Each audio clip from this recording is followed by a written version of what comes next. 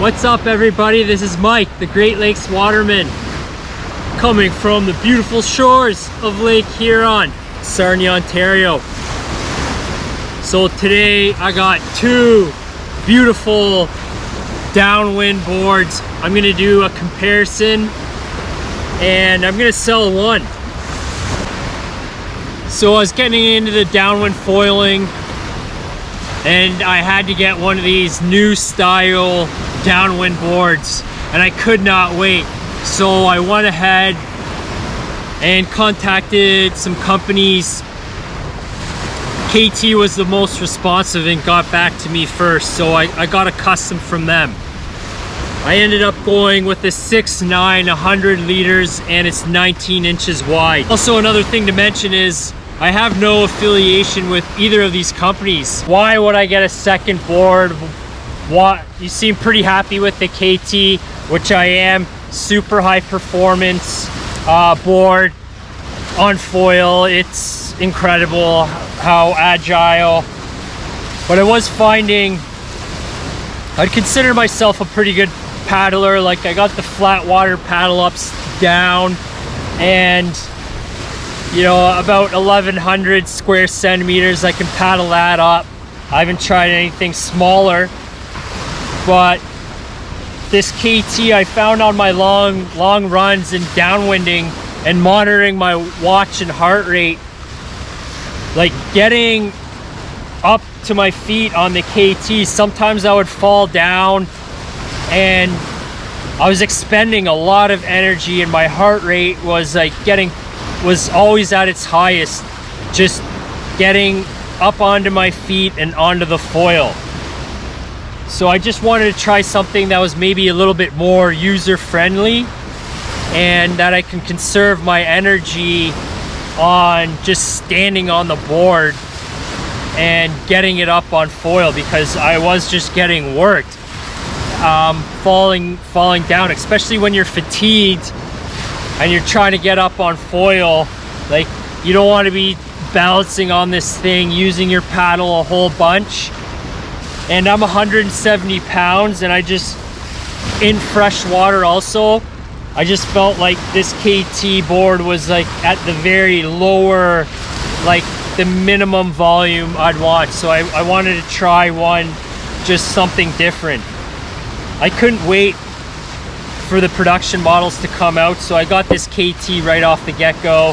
But I was always in the back of my mind, I want to try a different board just to have a good comparison and make sure I'm on the right setup. First paddle out on this KT board, I was like, whoa, this thing is pretty tippy, a lot to manage.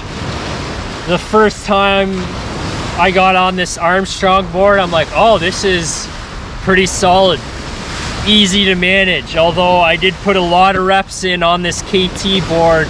I think I got 11 or 12 good downwind sessions and some practice on the flat water and just playing around. So my skill level probably has gone up, but you know, since I got on this Armstrong board. But this Armstrong board is a lot more stable, a lot more manageable. Which let's take a look at the bottom shapes of these. There's the KT, there's the Armstrong.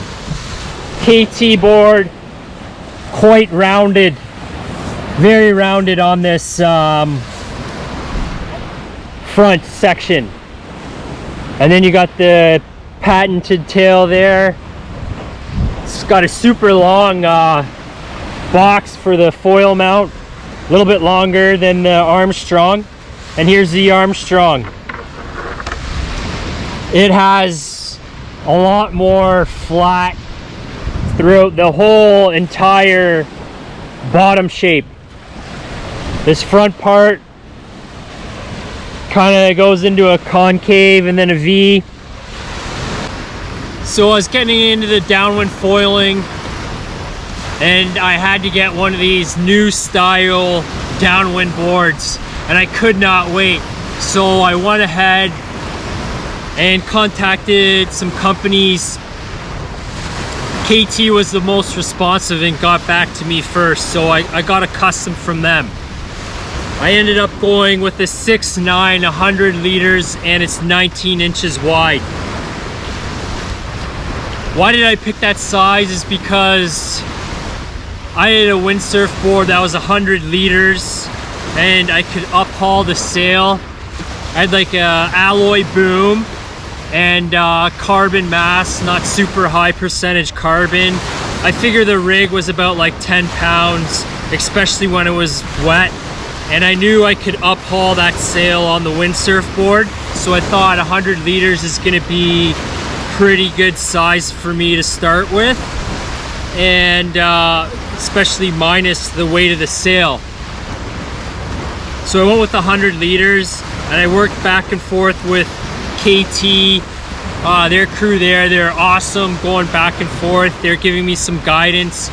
I wanted 6'9", this one spot in the St. Clair River, just over there, has some short period swell, and also kind of my bread and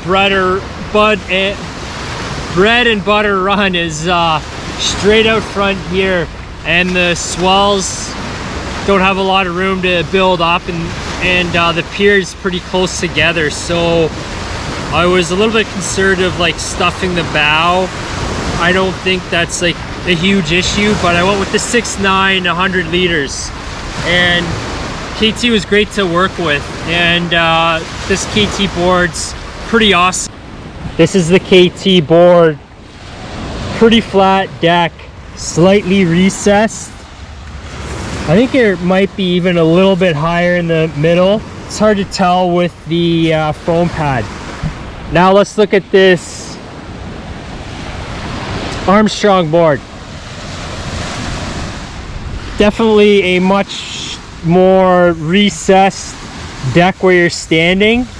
Once again, a little bit recessed in the middle, which kind of gives you, or a little bit elevated in the middle, which is nice on your feet. And as you can see, the shapes from this angle, this one's a little wider throughout the whole entire board, the Armstrong. This KT is doesn't carry the width all the way through. Now the specs on this Armstrong board are, it's the 7.2, 20 inches and a quarter wide, 107 liters, 5 3/4 thick. So this has 7 more liters of volume than the KT, and definitely a different shape, like much different. So this is the profile from the back.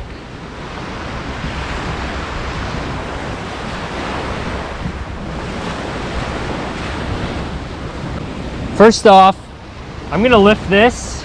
This KT is a custom, so light. It's incredibly light. The one caveat to the lightness is it does ding it easy. That's a custom. I think their production boards are more durable. This Armstrong is very light too though, super impressive. And this thing is bomber tough. I'd say the Armstrong is tougher, slightly heavier though. So heavier is going to be a little more sluggish. Pumping up on your feet and pumping might not be as good. But when you're up on foil, you can carry more speed. When you have a heavier board, you can hold down the weight more and go a little bit faster. Pros and cons to everything. So my findings so far with these two boards are, like the Armstrong I got it on, and just standing in flat water or chop, way more user friendly, a lot easier to stand on. actually paddled out back in some like waist high waves and was able to actually stand on it and paddle and not be in and out of the water. The KT board is a lot to handle just to paddle up on my feet, so a lot more user friendly, just standing on the water and getting to my feet.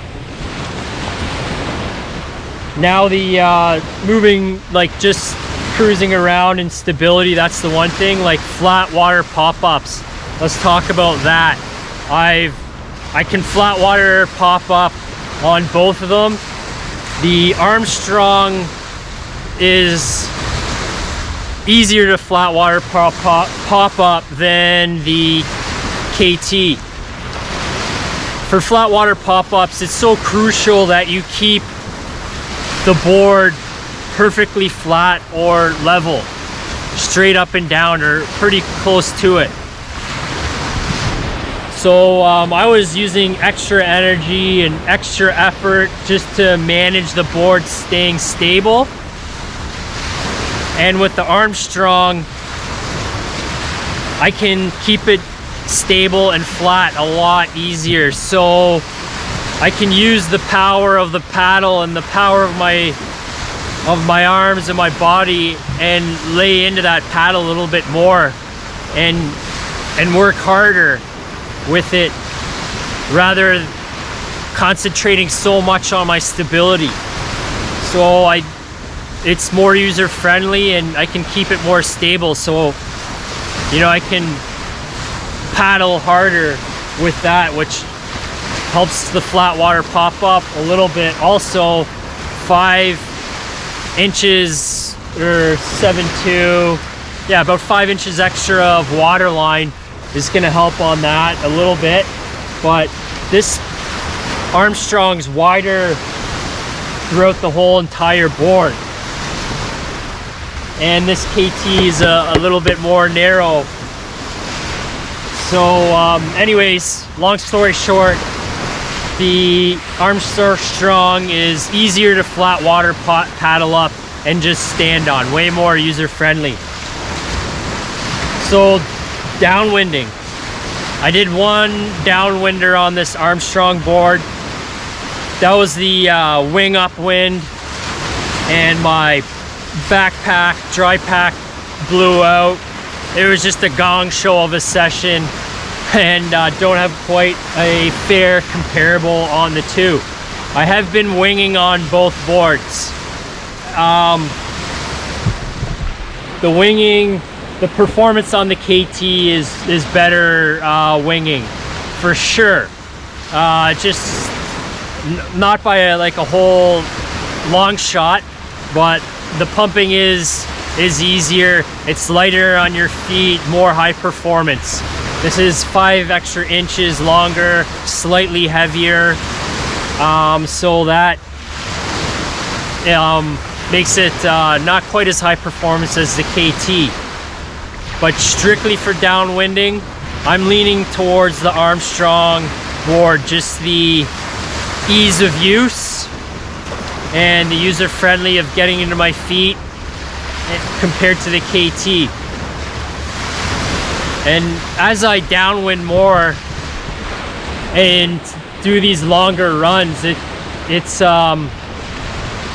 have to be so in tune with the water, and as I mentioned in a previous video, you have to be smart and really strategic about when to paddle up.